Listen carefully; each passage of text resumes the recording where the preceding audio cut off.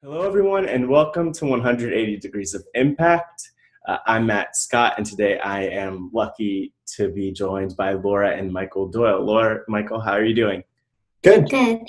Good. So, for 180 Degrees of Impact, usually I've been used to talking with one person at a time, but today I feel like it's a two-for-one special with a couple of really special people who are doing something awesome. So I don't want to tell everyone about who you are and the work you're doing.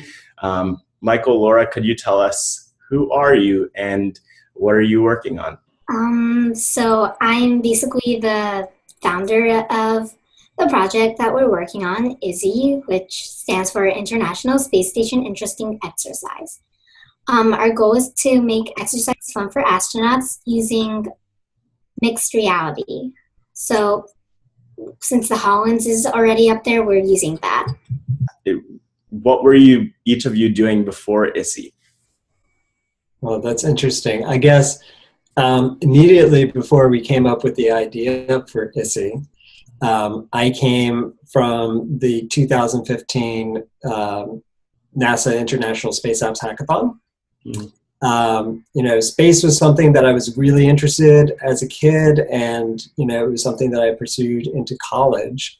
I did a undergrad at Cornell, and Carl Sagan was one of my professors my senior year, which was awesome. It's just like Cosmos, but with homework and more math, a lot more math. After college, I got into building software, and I was doing that for enterprises. And what I found, I guess around 2014, 2015, was a lot of interesting stuff started happening in space again, and my kids started getting interested in it. And I saw a tweet from NASA about this hackathon. I'm like, well, I could probably do that. And I did, and it was an amazing experience. So I came home from that with my head just full of, cool space imagining buzz, and how can we help NASA in their mission to, take advantage of what they do to make the world a better place and to make our species interplanetary. And it was really fortunate because the night before the hackathon, I went to a conference that they had, a Women in Data panel, and Ellen Stofan, who was chief scientist at NASA at the time, and Katie Coleman, an astronaut now retired, were talking about the challenges of going to Mars. And one of them is, how do you get payloads onto the surface of Mars? That's a big problem. So I came home and I was talking to Laura, just before bedtime. I was like, these are the problems we've got to try to help solve, getting 40-ton payloads onto Mars, and we've only ever done 1 ton in the past. And what was your solution? Well, I didn't, that wasn't the only thing you talked to me about, Daddy. That's true. It was slice up those 40, oh, yeah, right. 40 tons in 1 time, and then boom, boom, you'll be fine. So yeah. That wasn't challenging enough. The other one was what Katie was saying about the impact of zero gravity on the human body. You lose bone density, you lose muscle mass, and it happens quite rapidly. And with the bone loss, unless you do something, it just continues. I asked Laura what she thought about that one, because Katie said, NASA has a solution. It's 2 hours of exercise every day. And when Laura heard that, well, what was your reaction? Doesn't it get kind of boring and tiring? Yeah. 2 hours in a whole day. That's kind of a lot. Yeah. Every single day, just to keep yourself from, turning to mush. So I thought, well, what about making it fun? So at least they want to do this. And I thought, well, games are fun, so why not use games? Mm-hmm. I think it's cool that you were able to come up with that sort of solution. Just thinking about the hackathon itself, what was that like? I'm really interested specifically for you, Laura, to like walk into this hackathon environment. So yeah, we took ISSIE, a prototype, non-HoloLens based, with just kind of like hacked it together for the 2016 hackathon. Laura, why don't you tell about that experience? I thought it was awesome. Like, there was like so many people and so many cool ideas, and actually I was finally going to be able to make this dream that I had come true. And I was pretty amazed that it was actually happening, and the hackathon was really cool too. Yeah, it was really amazing how many people, just kind of clicked with the idea and wanted to help and contribute. We brought a couple of teammates, someone who had been at the hackathon in 2015 that I had met, someone who's a software developer that I knew. So we had the seeds of a team, but we ended up picking up 3 more team members on site, and that was just amazing. And we continued to work with these team members after the hackathon through the summer, when we actually got our own HoloLens and started building out a real mixed reality game that's powered by exercise. Just as a follow-up to that, you mentioned like the people at the hackathon being especially supportive of the work that you were doing. And one thing that's so powerful to me about the work that you're both doing is how much it seems to resonate with people within NASA. And it blows my mind like that Space Apps takes place. Like this year it was about 25,000 people in almost 200 cities. So a ton of people, and yet like your project stands out to so many people up the chain at NASA, which is just mind-blowing to me. But who else has had great feedback for the work that you're doing? Well, we've actually made contact with Katie Coleman since then, and she has been really supportive and encouraging to us, in conversations that we've had. And we've learned a lot from her, not just about space, but also about what ISSIE means to the Space Apps community, and to people everywhere. Did you want to add something, Laura? Not really, I guess. I think you basically covered a lot. Well, there's also, we've also had other recognition from hackathons. I took ISSIE to a hackathon in San Francisco last year for that used the HoloLens, and it was sponsored by Microsoft. And that's when we really started, got our hands on a loaner HoloLens and started building out a game there, and we took an honorable mention. We were selected as a featured maker for the World Maker Fair that happened in October last year. That was awesome. That was awesome. We've been going to the Maker Fair for about, 5 years or so. And if you don't know the Maker Fair, get yourself to Queens at the end of September, because you will October 11th and 12th. Oh, it's October 11th and 12th this year? Yeah. Okay. Well, last year at least, or This year. This year it's in October. Yeah. Yeah. It is an explosion of tech and art and do-it-yourself creativity. Lots and lots of things, really inspiring stuff. And I think, if we hadn't gone there, we probably wouldn't have had that notion in our mind that, hey, yeah, we can make mixed reality games to play on the space station. Why not? Last year we went as makers, which was, so we had our own booth and we had people come up and play ISSIE. 144, right? I think so. Yeah. Like even people, like kids who didn't do much exercise, played this game and enjoyed it. I don't remember that comment. What was it? Oh yeah, I remember that, we had people from all the whole spectrum of age range and fitness, trying our game. And, we had an Ironman triathlete and a gymnastics instructor, but also, young kids who were kind of obese, really. And I remember the one mom saying, "How did you get him to exercise? Look at him go. The only thing that he ever exercises is his thumbs." Yeah. And that really meant a lot to me. Also, apparently one of our team members from the hackathon this year actually stopped by and played our game in the Maker Faire, I think, or at least saw our game, and he thought it was pretty cool. Wow. Yeah. So the connections that we've been making have been really amazing with all the different people that we've been talking to at NASA. Talked to not just Katie Coleman, but Terry Virts, who is station commander at one point. Everybody's been really, enthusiastic and supportive about the idea.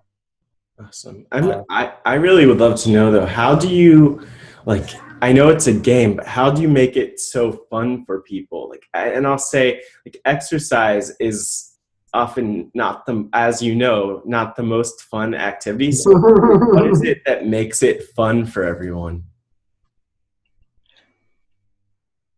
What do you think? I think what makes it fun is that it's, I guess there's a couple of things. For example, I think the surprise that exercise could actually be fun makes it feel more fun. And also, I think people just tend to like games better. What do you think? Well, I think it kind of tricks you. You don't think that you're really doing exercise, right? For each of the games, there's an exercise move that you need to do to accomplish a goal, right? And the game prompts you to do that exercise, and it rewards you as you go along when you're doing it right. And once you've finished, then you all of a sudden feel like, oh wow, my heart rate's going, and hey, I haven't exercised those muscles in a while. A little bit sore there, right? So people kind of get engaged, and it kind of takes them to another place, right? Where they're just enjoying the movement and enjoying what they're seeing happen around them. The Microsoft HoloLens, if you've ever used it, it's kind of magic the way that it puts virtual objects into the real space around you. Yeah, I've seen a few examples of that, and it's mind-blowing to think about how where we are now in terms of having all this awesome technology like the HoloLens, and yet still so many people have yet to even explore and experience it. So it's cool to see that what you're doing is helping with that, because it's making all this technology more tangible for people, or more applicable to people's lives, where I feel like I should get ISSIE and use it for exercise, but we'll talk about that later. We'll figure it out. I think, I really would love to know, though, what do you think ultimately motivated you to take that big step? You mentioned going to the NASA Hackathon and hearing from great people, or going to the Maker Faire. What was it that ultimately led you to, instead of just being a space and technology enthusiast, to actually choose to create something? It kind of had to do with my experience with some other people. I'm not going to mention any names, but they just they just don't want to do it. They're like, oh yeah, that's cool, I'm not going to do it. And I didn't want to be like that. I thought that maybe it could teach people that you can actually change the world. It's not impossible. And that's part of my goal, I guess. Yeah. I have to give a lot of credit to Mark Jackson of Fiat Physica. That's the crowdfunding platform that we put our campaign on to fund our purchase of the HoloLens, because the development edition is a bit pricey. And I met Mark about a month after the 2015 NASA Hackathon, and I said, I want to go back to the 2016 Hackathon, and I want to have a project, and I want to crowdfund it on your platform. And he said, so what are your ideas? And I said, well, my daughter had this idea about making exercise fun for astronauts. I don't know, it's pretty good, but I don't know if that's what we want to do. Mark came around to us and said, I think you really should do this. Get it on the platform and get it going. And I was like, really? He's like, yeah, really, do it. And so we did. And we've had encouragement from him.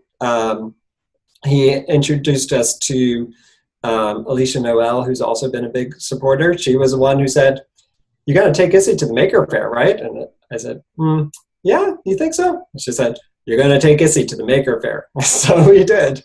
Yeah. And every turn that we've made with the support and encouragement of great people like them has been the right move. Wow. Yeah, it's so powerful to see that you actually did it, because I've met a ton of people who've said how long they've had an idea for, and a lot of people just take their idea and instead of actually making change and making it happen, Laura, for example, in line with what you were saying, they will just write the idea in a notebook and put it away and think, okay, I'll do it tomorrow. And then tomorrow they think I'll do it next week. And it just keeps getting pushed off and it doesn't happen. And so, like, what's your advice for people to get them to take that first step?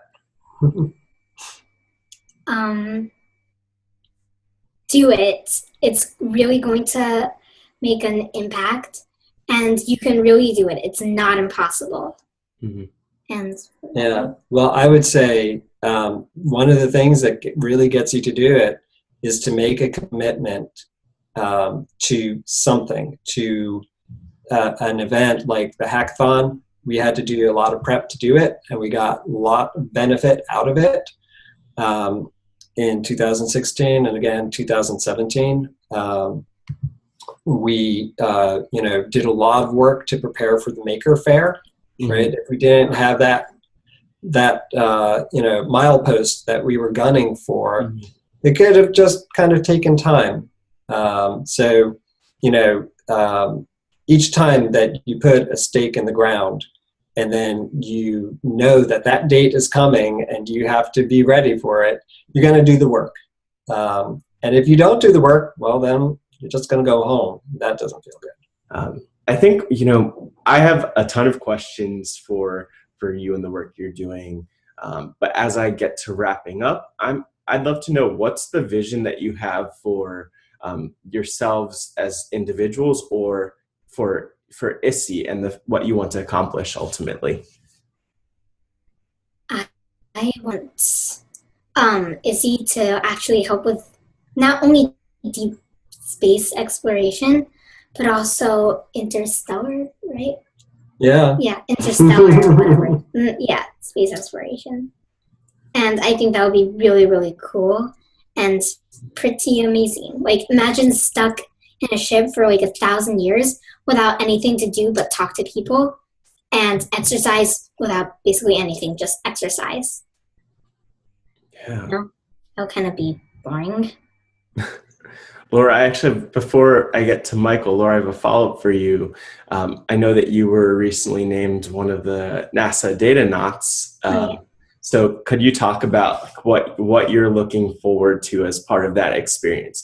As I mentioned, Anita, who we just highlighted, is another new NASA Datanaut. So you're in good company, but I'd love to hear about what you're most excited about, or what you're most looking forward to when it comes to being part of that initiative. I am looking forward to being able to help other people, because I heard that there's some group work in there. I'm kind of looking forward to that. hearing other people's ideas, seeing what I can do about them. That's one big thing that I'm looking forward to. Like, no, that's like the big thing. And I think Datanauts is a super flexible program where like you're bringing a project to it and you could find a lot of great people to collaborate with, or you could start a new project. So it's a great community for those reasons, but I'm sure that you'll find a way to make the most of it. Yep. Michael, what is your vision for the future of ISSIE and for the future of, you know, the work that you're doing within ISSIE? Well, you know, after I did the 2015 hackathon, I knew that I wanted to pivot my career to making an impact in making humans an interplanetary species.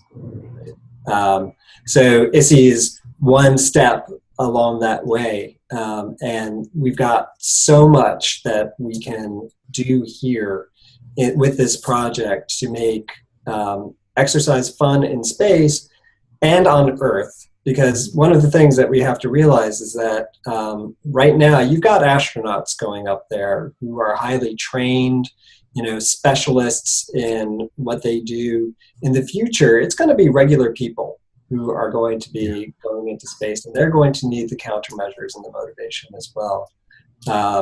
So that's also an important thing that ISSIE will be able to help with. Laura talks about the isolation, being able to have multiplayer modes so that you can bring other people into your environment, and just kind of, you know, bring in things that will, you know, make your day a better day. Like, if you're a normal person on Earth, you were chosen to go on to some interstellar space exploration thing, but the rest of your family wasn't, but they have ISSIE, and they want to, and you want to be able to talk to them, exercise with them, play with them, I guess, then you can. If you were to have your life story and the story of ISSIE made into a book or a documentary, what would the title be and why? I think this is a tough question, but I'll say this is my favorite question. Yeah. Like, my brother and I, we write stories together. He always comes up with the title, so I'm not very good at that. But I think it would be about, since I'm good at that part at least, how I change, and with the help of other people, change the world. And that's what I want to do. And I'm trying to think of a title right now. But yeah, I would say mine is about rediscovering your spark and, you know, finding that thing that really makes your life bigger than it was before, and latching onto that and making the most of it. You know, when we think about what we're doing, you know, I think part of our impact is, yeah, definitely on the space form factor, but part of it is about inspiration, right? It's a two-way street. I was inspired by Katie Coleman, and, you know, we got a lot of inspiration from her when we were talking with her, when we were talking with the Space Apps team, Beth Beck and Shabana Gupta, right? They loved seeing what we were doing. So we were feeding back into that. And Katie actually told us that, you know, there's a responsibility here. If you're doing something inspiring, share it, because then you'll light the sparks someplace else. So maybe my title would be maybe lighting sparks. I think people might. Yeah, I just came up with it right now. To change the world, get started early, and that's basically all I can think of right now. I'm bad at this. Get up early. Yeah, and that's a great piece of advice. I know I've also met former astronaut Katie, and her advice in so many different ways, regardless of whether it's about like innovation or sustainability or like diversity and just, you know, supporting others. It's given me that spark, and Beth and Shobana too, actually, just feeling their energy. So it's cool to talk with people who have like experienced that inspiration and energy, because it just reminds me how important it is to like inspire one another and support one another. As we wrap up though, what are some of the links where people could find you online, on social media, your website? ISSIE.org. ISSIE.org is our website. On Twitter, we're ISSIE in Space, and Facebook /ISSIE in Space. Awesome. Cool. And I encourage everyone to check that out. And if anyone wants to, and if you want to learn more about 180 Degrees of Impact, check out www.lets.care or at @letsyoucare on Twitter, facebook.com/letsyoucare. So those are all my links. You got all of your links in. But first of all, thank you for joining. This has really been awesome to like hear more from you about your work. So thanks again, Laura and Michael. And for anyone else who's watching, until next time, keep impacting.